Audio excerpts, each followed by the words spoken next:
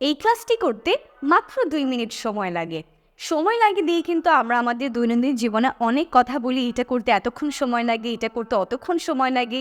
এই সেন্টেন্সগুলো আমরা ইংরেজিতে কিভাবে বানাতে পারি আজকের এই ছোট্ট ক্লাসে আমরা ইনশাল্লাহ শিখে নিব। আমরা যদি বলতে চাই সময় লাগে দিয়ে কোনো কথা, আমরা কমনলি জাস্ট একটা ফ্রেজ ইউজ করব, সেটা হচ্ছে ইট টেকস টাইম টু। কি ব্যবহার করব? ইট টেকস টাইম টু। তাহলে সময় লাগে, কোনো একটা কাজ করতে সময় লাগে, সেন্টেন্সটা আমরা শুরুই করব কি দিয়ে? ইট টেকস টাইম টু এবং তারপর V1।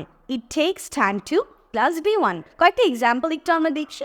যেমন বাজারে যেতে 30 মিনিট সময় লাগে। বাজারে যেতে 30 মিনিট সময় লাগে। ইট tax 30 minutes to go to market.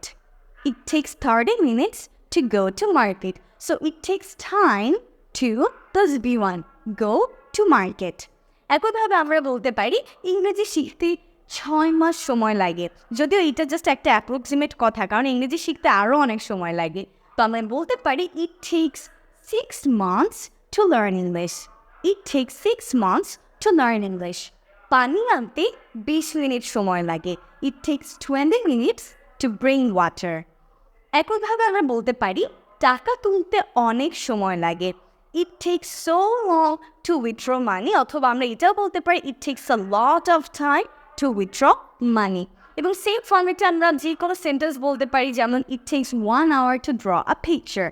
তো কোনো একটা কাজ করতে সময় লাগে, it takes time to কি করার, ওই কাজটাকে জাস্ট আমরা V1 ফর্মে বসিয়ে দিব, তাহলেই হয়ে গেল। আর মাঝে যদি আমরা সময়টাকে মেনশন করি 30 মিনিট, 6 মাস, 20 মিনিট, অনেক সময় অথবা 1 ঘন্টা, ওইটাকে জাস্ট আমরা মাঝখানে ইনক্লুড করে ফেলবো। ইট tax dash time to V1।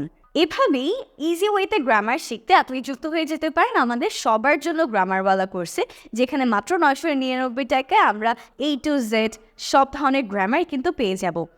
কোর্সে যুক্ত হতে চাইলে কমেন্ট সেকশনে দেওয়া লিঙ্কে ক্লিক করুন।